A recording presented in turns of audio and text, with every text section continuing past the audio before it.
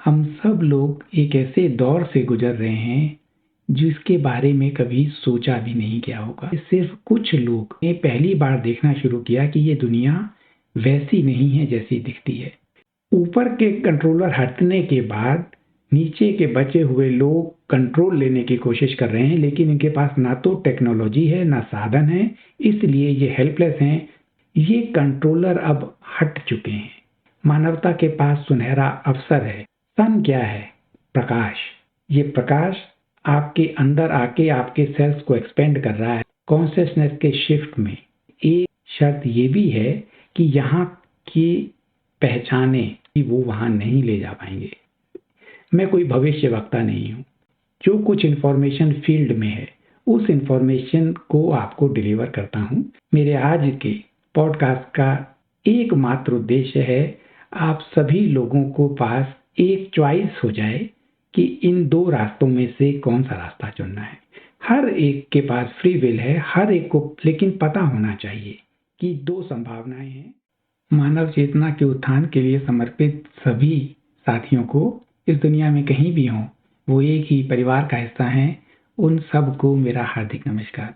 हम सब लोग एक ऐसे दौर से गुजर रहे हैं, इस उथल पुथल का दौर जिसके बारे में कभी सोचा भी नहीं किया होगा। इंफॉर्मेशन की वॉर, आर्टिफिशियल इंटेलिजेंस का तेजी से बढ़ना और मानवता के साथ वो सब होना जो इससे पहले कभी सोचा भी नहीं गया था। पूरी दुनिया में एक ऐसी महामारी हो सकती है और आपको घरों में कैद किया जा सकता है, सांस लेने पर रोक लगा दी जा सकती है। ये अभी कुछ साल पहले हुआ, लेकिन जैसे ही उसका असर खत्म हुआ, लोग सामान्य होने लगे। सिर्फ कुछ लोग जो जाग पाए, उन्होंने पहली बार देखना शुरू किया कि ये दुनिया वैसी नहीं है जैसी दिखती है। हम एक सिमुलेशन में हैं, कंट्रोल में हैं। ये कंट्रोलर बहुत पावरफुल हैं। ये पूरी दुनिया पे राज करना चाहते हैं, मानवता को गुलाम बनाना चाहते हैं, लेकिन फिर भी बहुत बड़ा हिस्सा अभी भी सो रहा है। वो इस रिस्क को नहीं देख पा रहा। आज का ये सेशन बहुत बेसिक से लेकिन बहुत गंभीरता से आप लोगों के साथ खुलकर बात करने का ये एक मौका है। क्या मानवता अपने सबसे लोएस्ट पॉइंट से गुजर रही है चेतना के स्तर पे? Let us discuss it. हमने शास्त्रों में सुना है काकभूषणी जी की कहानी से कि उनको जब ये पावर मिली, सिद्धि मिल गई, तो उन्होंने समय को देखा और पता नहीं शायद 12 बार उन्होंने रामायण देखी और 16 बार महाभारत। इसका मतलब कि बार बार धरती किसी ना किसी तरीके से रीसेट होती रही। डॉक्टर नेरुदा का इंटरव्यू में उन्होंने बताया कि इससे पहले जब ह्यूमन 1.0 था, 1.0 का मतलब जब ये स्पेस सूट नहीं था, ये आत्मा आजाद थी, इस बॉडी के अंदर कैद नहीं थी, तब इसको रिपेयर करने के लिए, इस स्पेस सूट को रिपेयर करने के लिए बार बार ऊपर भेजना पड़ता था। तो एक बार प्रलय जैसी घटना बना के सारी दुनिया को खत्म कर दिया और ह्यूमन 2.0 हुआ। मैंने ये दो एग्जाम्पल क्यों दिए? आप लोग अपनी कंडीशनिंग के कारण अक्सर ये प्रश्न पूछते हैं कि पश्चिमी देशों के एग्जाम्पल क्यों दिए जाते हैं। अपनी सर्वश्रेष्ठता का भाव आपको एक सच को जानने से रोकता है। वर्तमान में जो महामारी हुई थी वो पूरी दुनिया में हुई थी, पूरी दुनिया को प्रभावित कर रही थी या सिर्फ एक धर्म के लोगों को या एक ग्रुप के लोगों को? इसके असर से जो लोगों को भी साइड इफेक्ट हो रहे हैं वो पूरी दुनिया में एक जैसे हैं या सिर्फ एक ग्रुप के लिए हैं? कम से कम आज के बाद आप किसी भी ज्ञान को जो किसी भी जगह से आए, अगर वो सूटेबल है, अच्छा है, तो उसको लेने के लिए ओपन हो। हर एक धर्म में प्रलय की एक मान्यता है, चाहे वो बाढ़ से आए या किसी और तरीके से। इसी रीसेट के कारण पिछले कई बार मानवता रीसेट हुई। कॉन्शियसनेस दोबारा स्टोन एज में, पाषाण युग में चली जाती है। हर एक रीसेट के बाद फिर धीरे धीरे धीरे धीरे ग्रो करती हुई जब वो कॉन्शियसनेस का लेवल नेक्स्ट लेवल पे जा सकता है, इस सपने को तोड़ा जा सकता है और यहाँ से जागृति हो सकती है। कंट्रोलर या तो रीसेट करते हैं या कुछ और कर देते हैं। रीसेट होना त्रासदी है, बहुत बड़ी त्रासदी है। कई सदियों के बाद मानवता एक स्तर पे आई और वहां पर रीसेट हो गई, उसको फिर से शुरुआत करना पड़ा। लेकिन उससे भी बड़ी त्रासदी क्या हो सकती है? वर्तमान में उससे भी बड़ी त्रासदी होने का एक रिस्क है। डॉक्टर नेरुदा ने ह्यूमन 2.0 के बाद बताया कि अगर कॉन्शियसनेस, डॉक्टर नेरुदा ने अपने इंटरव्यू में 2.0 के बाद बताया कि ह्यूमन को एक और लेवल पे, जैसे 1.0 के बाद 2.0 आया, उसमें प्रोक्रिएशन शुरू हो गया, लेकिन वो ह्यूमन का 2.0 वर्जन था, वो कैद में था। नेक्स्ट वर्जन ह्यूमन 3.0, वो मानव और टेक्नोलॉजी का एक मिक्स होके एक गुलाम बन जाए। ह्यूमन 1.0 और 2.0 ये क्या थे? ये भी गुलाम थे। अपनी जरूरत के लिए कंट्रोलर ने गुलाम पैदा किए थे, जिन्होंने इसको कंट्रोल किया हुआ है। क्यों गुलामों की जरूरत है? सिर्फ काम कराने के लिए या एनर्जी को सक करने के लिए, लूश के लिए? अगर आप लूश या एनर्जी हार्वेस्टिंग नहीं जानते हैं तो मेरे चैनल में वीडियो पड़ी है, आप उसको देख सकते हैं। वर्तमान समय में ये इंफॉर्मेशन इसलिए आपको अवेलेबल हो रही है क्योंकि कॉन्शियसनेस इसको देखने के लिए एलिजिबल हो रही है। जब कभी भी कॉन्शियसनेस रेडी नहीं होती, उस समय की चेतना के लोग उस पर्सन को जो बताने की कोशिश करता है काफी कष्ट देते हैं, कई बार तो मार भी देते हैं, क्योंकि ये जगत अभी तक डार्क युग से ही डोमिनेटेड था, इसके कंट्रोलर वही थे। चाहे वो जीसस क्राइस्ट हो या मीराबाई हो या कबीर दास हो, सबको यहाँ पर अभी तक सच बोलने के लिए सहना पड़ा है। पहली बार मानवता इस सच से उठने की कोशिश कर रही है। सो ह्यूमन 3.0 वो वर्जन जो हमेशा के लिए गुलाम हो जाए। 1.0 से 2.0 में गुलामी आई और 2.0 के बाद 3.0, दैट इज द वर्जन जिसके बारे में आजकल बात हो रही है। क्या ये रिस्क असली है या ये रिस्क बढ़ा चढ़ा के बताया जा रहा है? ऐसा नहीं हो सकता। कुछ एग्जाम्पल हैं, बाकी आप अपनी रिसर्च करें। स्पून फीडिंग किसी को हेल्प नहीं करती। चम्मच से खाना अगर मुंह पे देंगे तो काम नहीं आएगा जब तक आप इसकी गहराई को, इसके रिस्क को स्वयं नहीं समझेंगे। फिर भी कुछ पॉइंट, मेल का जो स्पर्म काउंट है वो काफी तेजी से घटता जा रहा है।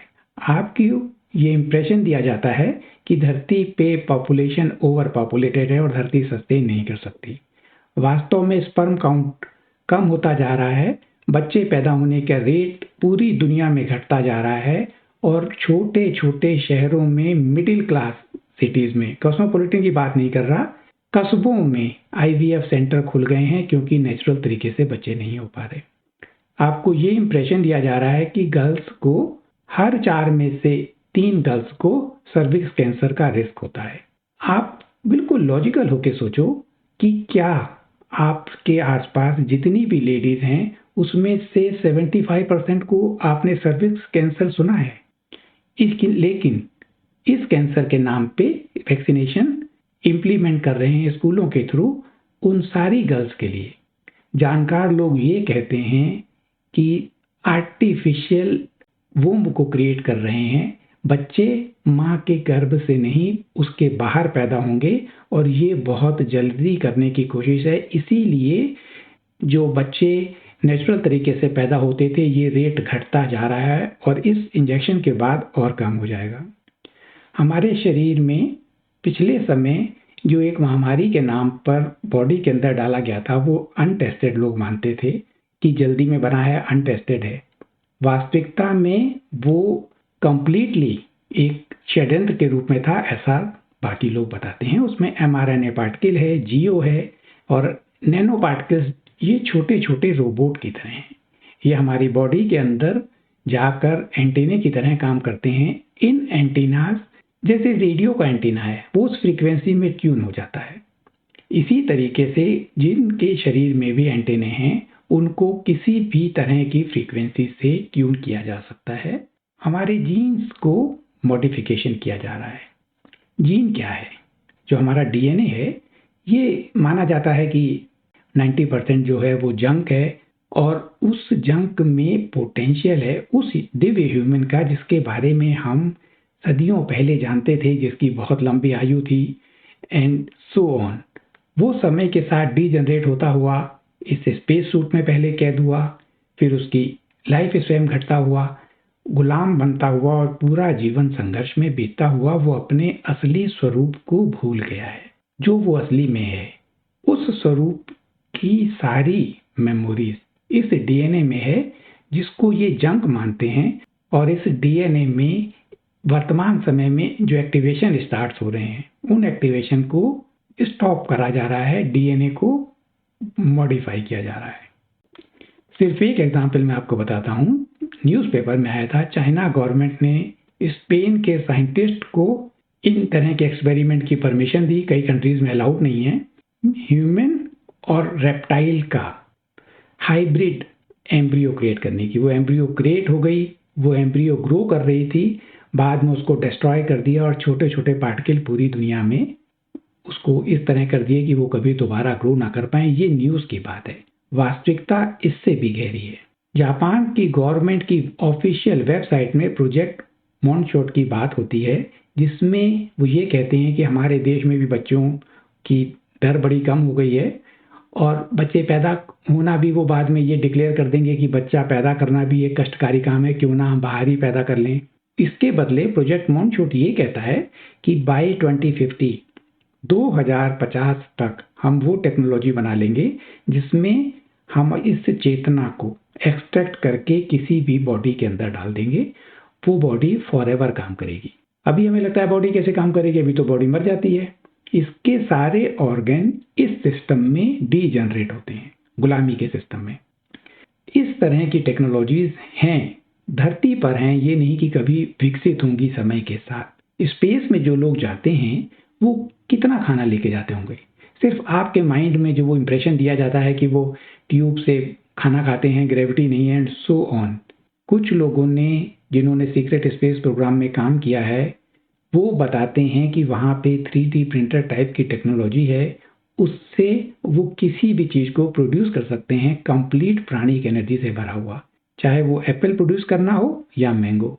वो ये भी बताते हैं कि इस तरह की टेक्नोलॉजी से किसी भी तरह के ऑर्गन को जनरेट किया जा सकता है और ये टेक्नोलॉजी धरती पे अवेलेबल है, सिर्फ ह्यूमन को एक्सेस नहीं है क्योंकि ये ह्यूमन को अभी तक गुलाम बनाते हैं।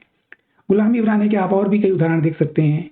जब ज़्यादा गुलामों की ज़रूरत थी तब दुनिया के बड़े बड़े धर्मों में ये कहा जाता था कि अगर आप बच्चा पैदा होने पे रोक लगाएंगे तो आप पाप के भागी हैं, ईश्वर आपसे नाराज हो जाएगा और आपको सजा मिलेगी, क्योंकि उस समय की ज़रूरत थी गुलामों की।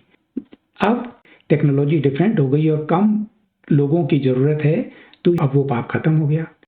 इस तरह ह्यूमन को नेक्स्ट लेवल पे ह्यूमन 3.0 के लिए जो प्रिपरेशन है, अगर आप इसको समझेंगे तो ये ग्रेट रीसेट से भी बड़ी त्रासदी है। ग्रेट रीसेट, प्रलय आ जाना, सब कुछ खत्म हो जाना, इसके आगे कुछ भी नहीं है। कम से कम रीस्टार्ट तो हो रहा है, फिर से शुरुआत करके कभी पहुंचेंगे, लेकिन इस केस में ह्यूमन का शरीर और आर्टिफिशियली इंटेलिजेंस चिप या किसी और तरीके से वो इंस्ट्रक्शन लेने लगे और गुलाम हो जाए तो वो कभी भी अपनी मुक्ति के बारे में सोच नहीं पाएगी, उसके बारे में विचार ही नहीं आएगा।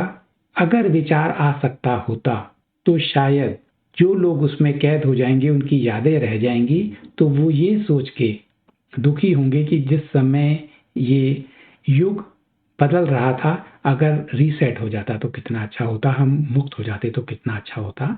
इस स्पेस सूट के अंदर हमेशा के लिए कैद हो जाएंगे। फ्रीक्वेंसीज किस तरह काम करती हैं? जापान के साइंटिस्ट ने वाटर के क्रिस्टल बनाए डिफरेंट तरह की फ्रीक्वेंसीज के साथ, वो सब आप इंटरनेट पे देख सकते हैं।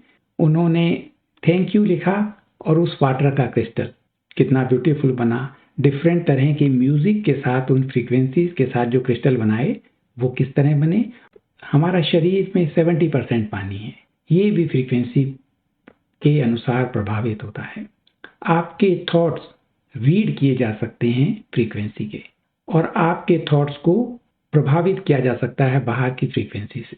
ऐसे एक्सपेरिमेंट यूट्यूब में थे, बाद में वो उनको हटा दिया जाता है, जिसमें उन्होंने एक हेल्दी सेल को सिर्फ फ्रीक्वेंसी से कैंसरस सेल में कन्वर्ट कर दिया, एंड वाइस वर्सा आल्सो। एक कैंसरस सेल था, उसको फ्रीक्वेंसी से हेल्दी सेल में कन्वर्ट कर दिया गया। आपके ड्रीम्स को रात को जब आप 7-8 घंटे सोते हैं इस फ्रीक्वेंसी से मैनिपुलेट किया जा सकता है, क्योंकि फ्रीक्वेंसी आपके माइंड से इंटरैक्ट कर रही है। पिछले समय में बॉडी के अंदर जो कुछ डाला गया था उसका सबसे बड़ा पर्पस हमारे शरीर को इन फ्रीक्वेंसीज के प्रति और भी रिसेप्टिव करना है। अगर आप अपने आप को जागरूक मानते हैं और ये मानते हैं कि आप उस समय बच गए, आप इंटेलिजेंट थे, आपने नहीं ली, तो भी हमारे खाने पीने के अंदर इतने हैवी मेटल्स हैं कि हर एक थोड़ा बहुत इन एंटीनेस की ओर ऑटोमेटिकली ट्यून होता रहता है। और इन हैवी मेटल्स के डिटॉक्स करने के बहुत इफेक्टिव तरीके नहीं हैं अभी तक, क्योंकि सांस में, हवा में ऊपर केमट्रेल्स के थ्रू हमारी थर्ड आई का कैल्सिफिकेशन होना एंड सो ऑन हमारे शरीर में इस हद तक हैवी मेटल्स हैं कि साइंटिस्ट कहते हैं कि बाय 2030 एक भी ऑर्गेनिक ह्यूमन इस धरती पे ढूंढना मुश्किल हो जाएगा। ऑर्गेनिक ह्यूमन आप मानते हो, आप ऑर्गेनिक फूड खाना चाहते हो, बाजार में अगर अवेलेबल हो तो बायोलॉजिकल तरीके से उगी हुई चीजें खाते हो, लेकिन आप और आपके बच्चों पे जो हो रहा है, कभी आप इसके बारे में सोचते हैं? एक बच्चे को कितनी वैक्सीन लगती है? क्यों? जब आप इन टॉपिक पे रिसर्च करेंगे तब आपको इस मैट्रिक्स की और भी गहराइयों का पता लगेगा। तब आप ये डिसाइड कर पाएंगे कि क्या हम वास्तव में इस ग्रेट रीसेट या ट्रांसह्यूमनिज्म ह्यूमन 3.0 के इतने पास हैं। तब आप सोच पाएंगे कि आपको इस विषय में क्या आपकी जिम्मेदारी है, आपके अपने लिए और आने वाली जनरेशन्स के लिए। आपकी कॉन्शियसनेस के बिना ये जगत प्रकट नहीं होता है, इसलिए आपकी कॉन्शियसनेस को ही ये मैनिपुलेट कर सकते हैं डार्कनेस, आपको डराकर आपकी चेतना को उस तरफ सोचने के लिए मजबूर करना जो वो रिजल्ट चाहते हैं। इस महामारी से पहले अगर आप 20 साल पहले की मूवीज देखना शुरू करें तो वहां पे काफी सारे इस तरह की वायरस और आउटब्रेक्स की मूवी बनी होंगी। वर्तमान में कैसी मूवीज बन रही हैं? सारी ट्रांसह्यूमनिज्म को प्रमोट करती हुई। कई मूवीज में रोबोट का एक इमोशनल पक्ष दिखाते हैं जिसमें उनके प्रति सिंपैथी हो जाए। कुछ और मूवीज में उनकी पावर दिखाते हैं कि किस तरह एक चिप हमारे शरीर की एक्टिविटीज को या हमारे ऑर्गन्स को बहुत इंप्रूव कर सकती है, इनहेंस कर सकती है एंड सो ऑन। वर्तमान समय का ये एजेंडा 3.0 ह्यूमन की ओर धकेल रहा है। इस विषय पर आपकी रिसर्च आपको बचा सकती है। जो भी ये क्रिएट करना चाहते हैं उसकी प्रोग्रामिंग आपको करते हैं। आप इस समय के सारे एस्ट्रोलॉजर को देखो कि वो क्या बोल रहे हैं। इट्स नॉट कि वो कोई ग्रह ऐसे बदल गए, वो सिर्फ आपको प्रोग्राम कर रहे हैं क्योंकि डर बिकता है और वो अनजाने में इसी एक सिस्टम का हिस्सा है, वो सिस्टम जो इसको प्रमोट कर रहा है। डर यहीं पर खत्म नहीं होता, अभी और भी गहरी बातें हैं। पिछले समय में जो कुछ हुआ उसमें पूरा सिस्टम आंखें बंद करके देखता रहा। बड़े से बड़े धर्मगुरु, एक्टिविस्ट, इन्फ्लुएंसर, सारे नेता पूरी दुनिया के, और आज भी जब साइड इफेक्ट होता है, यंग लोग पहली बार हार्ट अटैक में गिर के मर रहे हैं, ऐसे नए नए शब्द इजाद किए जा रहे हैं। फॉर एग्जाम्पल टर्बो कैंसर कल बहुत तेजी से हो रहा है क्योंकि अब इम्यूनिटी कम हो गई है। आज भी कोई नहीं बोल रहा, तो ये एक और डर का कारण पैदा करता है। मस्कुलिन एनर्जी, इसने हमेशा अन्याय का विरोध किया है। पूरी दुनिया में जब जब भी कभी अन्याय हुआ, शहीद भगत सिंह, चंद्रशेखर आजाद या पुरानी सारी हिस्ट्री में अन्याय के विरुद्ध इन्होंने आवाज उठाई है। जिस तरह मेल स्पर्म काउंट घटा है, उसी तरह मास्कुलिन एनर्जी का जो हार्मोन्स लेवल हैं वो भी हमारे खाने पीने की मिलावट की वजह से इतने कम हैं, या तो लोग तमस में हैं, देख नहीं पा रहे, या देख पा रहे हैं लेकिन साहस नहीं है। दुनिया में जो कुछ होने वाला था, जिसका रिस्क था, आने वाले समय में वो डिजिटल करेंसी इंप्लीमेंट कर रहे हैं जिससे ह्यूमैनिटी को कंट्रोल किया जा सके या पोल शिफ्टिंग हो सकती है। ये बातें मैंने भी बताई और बाद में ये भी बताया कि अब इनका रिस्क खत्म हो गया है। कुछ लोग जो सत्य को नहीं समझ पाते, जैसे मैंने पहले कहा चेतना का डिफरेंस होता है, तो वो उन्हीं लोगों के अगेंस्ट हो जाते हैं जो उन्हें सच बताने की कोशिश करते हैं। तो वो ये आरोप लगाते हैं कि आपने पहले तो ये कहा था, अब आप अपनी अपनी बात से पीछे हट रहे हैं। मैं कोई भविष्यवक्ता नहीं हूँ। मैं इन टॉपिक पे रिसर्च करके या जो कुछ इंफॉर्मेशन फील्ड में है उस इंफॉर्मेशन को आपको डिलीवर करता हूँ। फील्ड में ये इंफॉर्मेशन थी, अगर कलेक्टिव कॉन्शियसनेस इस पर काम करेगी तो वो इंफॉर्मेशन फील्ड से हट जाती है। इस फील्ड की इंफॉर्मेशन को आप लोगों को देने का उद्देश्य भविष्य में होने वाली इन नेगेटिव घटनाओं से आपको बचाना था। मुझे बहुत खुशी होगी अगर मेरी सारी नेगेटिव भविष्यवाणियां गलत हों और जो स्मूथ ट्रांजिट हम कर रहे हैं, इस विनाश को रोकने की कोशिश कर रहे हैं, वो सफल हो। वास्तव में जब मैं उन लोगों की मानसिकता देखता हूं जिन्होंने नेगेटिव भविष्यवाणियां की हैं और आज वो इस घटना का इंतजार कर रहे हैं कि जब वो घटना हो जाए, लोग दुखी हो जाएं, तबाही हो जाए और वो लोगों को कह सकें कि देखो मैंने पहले से ही बता दिया था। किस तरह का व्यक्तित्व होगा। इसीलिए पोल शिफ्टिंग का रिस्क अब नहीं है। ये आपको अंडरस्टैंडिंग से समझना है कि मैं कोई भविष्यवक्ता नहीं, सिर्फ रिसर्च और फील्ड की जो इंफॉर्मेशन है, इस फील्ड में आपकी भी एक्सेस हो सकती है। जिस किसी के पास फील्ड में एक्सेस है उसको किसी बात का कंफर्मेशन नहीं चाहिए।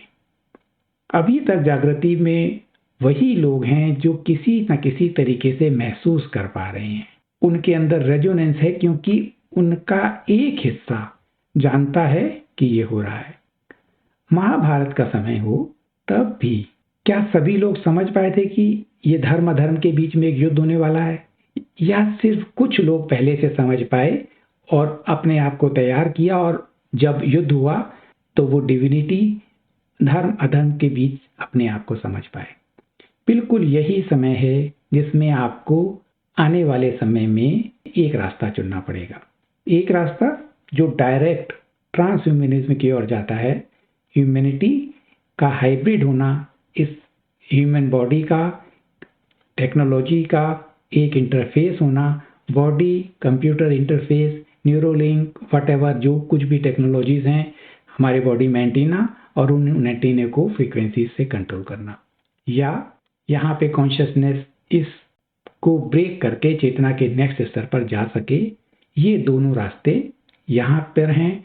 मेरे आज के पॉडकास्ट का एकमात्र उद्देश्य है आप सभी लोगों को पास एक चॉइस हो जाए कि इन दो रास्तों में से कौन सा रास्ता चुनना है। हर एक के पास फ्री विल है, हर एक को लेकिन पता होना चाहिए कि दो संभावनाएं हैं। अगर कंप्लीट मीडिया जिसकी जिम्मेदारी है कि वो आपको वर्तमान परिस्थितियों से बताए, आपके धर्मगुरु जिनकी जिम्मेदारी है कि वो आपको मुक्ति का रास्ता बताएं, सारे एक्टिविस्ट, एनजीओज, इन्फ्लुएंसर, अगर सारे चुप हों तो कम से कम हर पर्सन के पास एक बार ये इंफॉर्मेशन जानी चाहिए जिससे कि वो रिसर्च कर सके, अपनी रिसर्च करके डिसाइड कर सके अपने जीवन का आने वाले समय का प्लान। अगर ये वास्तव में इतना बड़ा रिस्क है और आप कन्विंस हैं तो अब सॉल्यूशन क्या है, क्या करना चाहिए? सबसे पहले ये जानना कि ये जगत आपकी चेतना से प्रकट होता है। अगर आपकी चेतना स्वीकार नहीं करेगी तो ये प्रकट नहीं होगा। कलेक्टिव कॉन्शियसनेस को मैनिपुलेट किया जा रहा है और आप इस मैनिपुलेशन का हिस्सा ना बने। वो सारे नेगेटिव प्रेडिक्शंस जो आपके ऊपर थोपे गए हैं वो उनको हटाना है। आपको अपने शास्त्रों के भी उन प्रेडिक्शंस को हटाना है जो ये आपको ऐसा बताते हैं कि ग्रेट रीसेट होगा। नोस्ट्राडामस अगर फ्रांस में है तो फ्रांस के लोगों को इस प्रेडिक्शन से बचना है। हो सकता है उस समय में ये चेतना की एक संभावना हो। ये भी हो सकता है कि माइंड प्रोग्रामिंग करने वालों ने जिस तरह वो 20-25 साल पहले से मूवीज बना के आपको प्रोग्रामिंग करते हैं, प्रिडिक्टिव प्रोग्रामिंग की, उन्होंने ऐसे ही किसी को प्रकट कर दिया हो 500 साल पहले किसी शास्त्र में या 200 साल पहले, और वो शास्त्र समय के साथ बढ़ता बढ़ता आज इस स्टेट में आ गया हो। आप सोवेरियन बीइंग हैं, आप ईश्वर की संतान हैं, आपकी विल डिवाइन लॉ है। ये जानते हुए आपको एक्सरसाइज करना है। कलेक्टिव कॉन्शियसनेस में कुछ भी हो, आपको कौन सी रियलिटी चुननी है ये जानना, हर तरह की निगेटिविटी से बचना। आपके पास एनर्जी लिमिटेड है। ये एनर्जीज हमेशा अभी तक उनका भोजन थी, इसलिए ऐसी परिस्थितियां बनाई जाती थी आर्टिफिशियल या इस मैट्रिक्स के कारण जिसमें आपकी एनर्जी सक होती थी। कम से कम आप उन एनर्जीज को बचा सकते हैं। जैसे न्यूज़ कोई भी आती है, उस न्यूज़ में जो डिस्कशन होता है उसमें आपकी एनर्जी लगी रहती है। परिवार के अंदर कलह में आपकी एनर्जी लगी रहती है। परिवार में कोई बीमार होता है तो उसकी सेवा में लगी रहती है, और इसीलिए धरती पे बीमारियां खत्म नहीं होती, क्योंकि इन एनर्जीज को सक करने के सिस्टम थे। लेकिन आप अपनी एनर्जीज को उन मेंटल रेजिस्टेंस में ना लगाएं, उस मेंटल रेजिस्टेंस से बचाने की कोशिश करें। इस एनर्जी से जो बची हुई है उस क्रिएशन करने की कोशिश करें जो आप अपने लिए और आने वाली पीढ़ियों के लिए चाहते हैं। ये सिर्फ आप तभी कर पाएंगे जब आप अपनी कॉन्शियसनेस को एक्सपेंड करेंगे। साइंटिफिक एक्सपेरिमेंट हैं कि अगर किसी बर्तन में सेल्स को डाल दिया तो पूरे बर्तन में सेल फैले हुए थे, और एक छोटी सी जहर या कोई ऐसी चीज जो उनके लिए डेंजरस थी को डाली गई, सारे सिकुड़ के कोने में आ गए अपने आप को सर्वाइवल मोड में बचाने के लिए सारे सेल्स। बिल्कुल यही एक्सपेंशन का सिद्धांत है। जब आप बिना डरे हुए जो भी परिस्थितियां आए उनका सामना करते हैं, तब आप एक्सपेंडेड कॉन्शियसनेस में रहते हैं। कम से कम नकली के डर जो आपके ऊपर मीडिया थोप रहा है उससे तो बचें। बहुत बड़ी प्रोग्रामिंग की हुई है कि अगली वर्ल्ड वार इस्लामिक और क्रिश्चियनिटी के बीच में होगी। आपने देखा कि अभी पिछले कुछ समय भी इन्होंने एक ऐसी परिस्थितियां बनाई, लेकिन हो नहीं पाया। ये इसी कॉन्शियसनेस का प्रतीक है कि ह्यूमन कॉन्शियसनेस उठ रही है, जो वो चाहते हैं कर नहीं पा रहे। डार्कनेस पावरलेस है। कंट्रोलर जिनकी बात हुई थी डॉक्टर नेरुदा के इंटरव्यू में, वो ईटीज बीइंग हैं, वो धरती के बीइंग नहीं है। धरती पे जो दिखते हैं वो उनके खाली इंस्ट्रूमेंट हैं। ऊपर के कंट्रोलर हटने के बाद नीचे के बचे हुए लोग कंट्रोल लेने की कोशिश कर रहे हैं, लेकिन इनके पास ना तो टेक्नोलॉजी है ना साधन है, इसलिए ये हेल्पलेस हैं। कोशिश करते हैं लेकिन कर नहीं पाते। ये कंट्रोलर अब हट चुके हैं, इसीलिए मानवता के पास सुनहरा अवसर है। आप देशभक्ति के बहाव में हर बार बह जाते हैं और फाइनली दो देशों के बीच युद्ध, इससे बड़ा डर और आतंक क्या होगा। बॉर्डर पे रहने वाले लोग, और अगर ये युद्ध बढ़ जाए फैल जाए तो पूरी दुनिया में, अभी जिस तरह हो रहा था, अगर ये पूरी वर्ल्ड वार में कन्वर्ट हो जाए तो कौन बचेगा। जब तक आपकी कॉन्शियसनेस इस बात से खुश होती है कि हमारे राजा ने अश्वमेध यज्ञ कर दिया, अपना घोड़ा छोड़ दिया और उनके पीछे सेना जाती गई, और जो जो रास्ते में देश पड़ते गए, या तो वो गुलामी स्वीकार करें अन्यथा युद्ध करें, चाहे कितने भी लोग मरें, और लौट के आके घोड़े की बलि चढ़ा दी जाए। जब तक आप इस एनर्जी से रेजोनेट करते रहेंगे, धरती पे युद्ध होता रहेगा।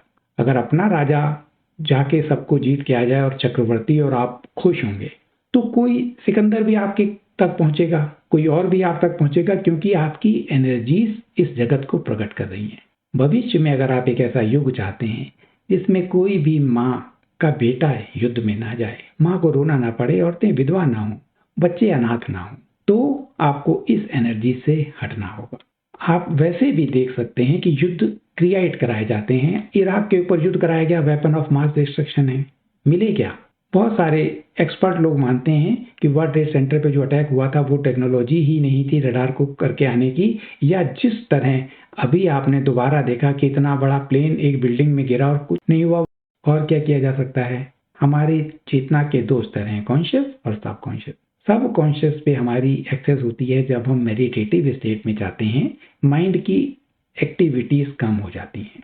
तो कोई भी अगर आपके पास तरीका है जिसमें मेडिटेशन करा जाता हो, माइंड की एक्टिविटीज कम हो जाती हो, उस तरीके को करेंगे तो आपके सब कॉन्शियस माइंड में जो भी फियर्स हैं वो सरफेस पे आने का उनको मौका मिलेगा। वर्तमान में सिर्फ जो डेंजरस बातें मैंने बताई हैं जो चल रहा है वो ही नहीं, बहुत पॉजिटिव बातें भी हो रही हैं। सोलर एक्टिविटीज बढ़ी हुई हैं। अर्थ की मैग्नेटिक फील्ड जो इस सोलर एनर्जी को धरती पर आने से थोड़ा सा प्रोटेक्ट करती थी, वो कम होती जा रही है। सन क्या है? प्रकाश। ये प्रकाश आपके अंदर आके आपके सेल्स को एक्सपेंड कर रहा है, उस डीएनए को लिए तैयार कर रहा है जो ह्यूमन का नेक्स्ट वर्जन है जिसका ब्लूप्रिंट हमारे अंदर है।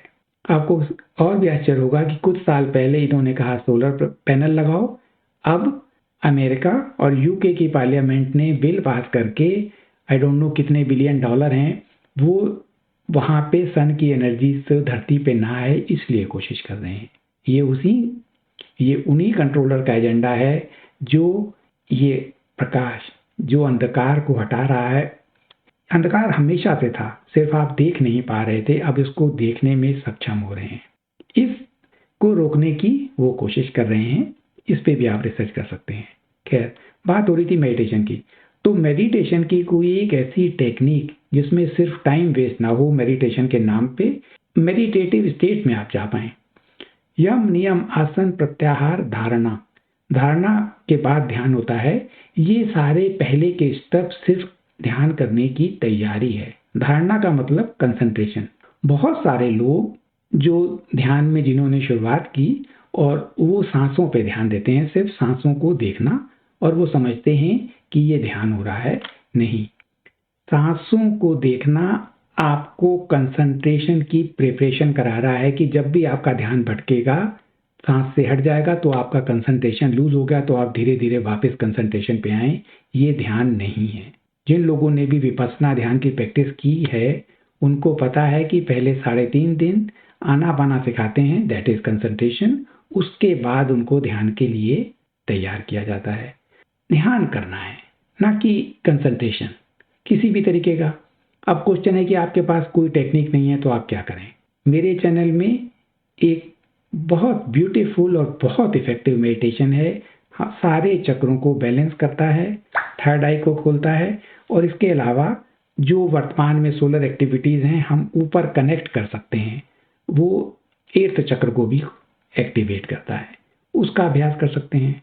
उसको थोड़े समय अभ्यास करने के बाद जब आप उसमें ट्रेंड हो जाएं तो 7 चक्र के ऊपर जाने के बाद उसको पॉज कर सकते हैं। एक और मेडिटेशन है डेली प्रोग्रामिंग।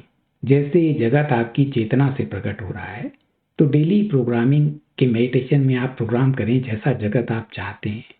सिर्फ 5 मिनट सोने से पहले एक बार आपने समझ लिया, तब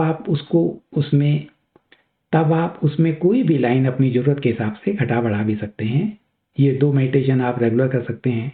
इसके अलावा डीएनए एक्टिवेशन, कॉन्शियसनेस के शिफ्ट में नेक्स्ट लेवल पे जाने के लिए एक शर्त ये भी है कि यहाँ की पहचानें जो आपने बनाई हैं अपने ईगो के कारण, अपनी सर्वश्रेष्ठता के भाव के कारण, अपनी धर्म, जाति, देश की पहचाने या फाइनेंशियल स्टेटस की, वो वहाँ नहीं ले जा पाएंगे। उसका मेडिटेशन है। तो मेडिटेशन की प्लेलिस्ट से कुछ मेडिटेशन कभी कभी कर सकते हैं, लेकिन सारे चक्रों वाला और डेली प्रोग्रामिंग वाला डेली कर सकते हैं। इन मेडिटेशन प्रिपरेशन अपने आप को नए समय के लिए ओपन करके, अगर आप एक ऐसी कम्युनिटी का हिस्सा बनना चाहते हैं जो सिर्फ द ग्रेट अवेकनिंग के लिए डेडिकेटेड है, तो आप मेरे ग्रुप को ज्वाइन कर सकते हैं। एक टेलीग्राम ग्रुप भी है, या इस चैनल को आपने सब्सक्राइब किया हुआ है। लेकिन ये सिर्फ और सिर्फ द ग्रेट अवेकनिंग के लिए समर्पित है। हम इस जर्नी में एक साथ हैं, पूरी दुनिया में जागृति को समर्पित सभी लोग। आने वाले समय में जब फ्रीक्वेंसीज और चेंज होंगी तो छोटे छोटे ग्रुप, चाहे वो इंडिया में हो या पाकिस्तान में, धरती के किसी भी हिस्से में हो, ये एक फ्रीक्वेंसी के लोग साथ आना शुरू होंगे। डॉक्टर हॉकिंस, जिन्होंने मैप ऑफ कॉन्शियसनेस के बारे में बहुत रिसर्च की, उन्होंने कहा था कि एक पर्सन जिसकी चेतना लव की चेतना में हो, वो 7,50,000 लोगों के बराबर होती है। जब ऐसे लोग कांटेक्ट में आएंगे, एक कलेक्टिव एनर्जी इस तरह की रियलिटी को प्रकट करना शुरू करेगी, तो हम इस सब को आसानी से रोककर, चाहे वो ग्रेट रीसेट हो जिसमें मानवता शुरू से बैक में जा रही हो, या ट्रांसह्यूमनिज्म हो, दोनों को रोककर हम कॉन्शियसनेस के शिफ्ट को कर सकते हैं। हम धरती पर इसीलिए हैं। अगर आपको ये रेजोनेट करते हैं तो आप कोई भी नाम रखते हो, star seeds, light worker, front runner, इससे कोई फर्क नहीं पड़ता। अगर आप रेजोनेट करते हैं तो आप इस महान यज्ञ में कंट्रीब्यूट कर रहे हैं। धरती के इस कालखंड में ह्यूमन होना और इस महाभारत में धर्म की ओर खड़े होकर नए युग की स्थापना करना, इससे बड़ा कोई और महान लक्ष्य नहीं हो सकता। आप सभी को इसका हिस्सा बनने के लिए हार्दिक बधाई। Thank you very much.